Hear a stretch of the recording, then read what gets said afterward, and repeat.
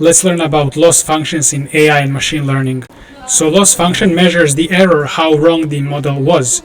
So the input to the function is prediction of the neural network and true value that neural network should predict.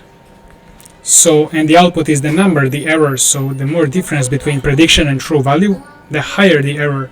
And the goal of neural network training is to make this loss function as a loss number as small as possible. Let's say true value is 10 and model predicts 8. Now in this we can use any type of different functions, but we want to calculate the error. For example, if you use squared error, here we can just say true value minus predicted value and then square. So in this case the error would be 4 because when you calculate. There are many different types of loss functions, each working well for different use cases. For example, mean squared error is quite popular. So you would actually compute loss for many numbers.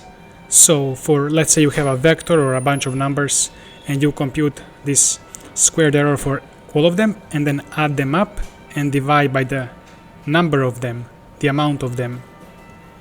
So the goal is to minimize the error across all predictions.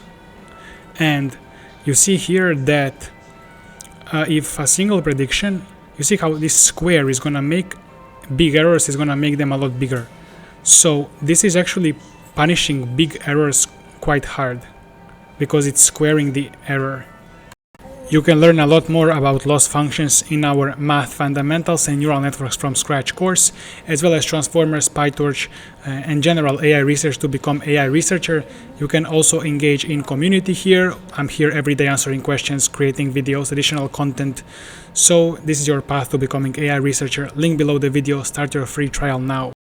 Mean absolute error, I think it's used less, but it's similar. It's just instead of squaring, you have absolute value here.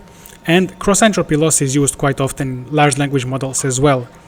It's to maximize likelihood of the correct class prediction or maximize correct probability distribution, like in large language models. In LLMs, it's maximizing probability for the correct next prediction. It's looking at the correct token and then maximizing its probability that LLM generates it. Here you have example of a loss function. This is in 3D. So we have two coordinates here. We want to move down the loss function. This is another loss function example. You want to move down, you want to change weight, so you find the lowest point on the function. This is one way of traversing loss function. It's a little bit oscillating, but it's better to oscillate this way than to oscillate upwards and diverge. Here another example. You see how you want to go down the loss function to minimize the error.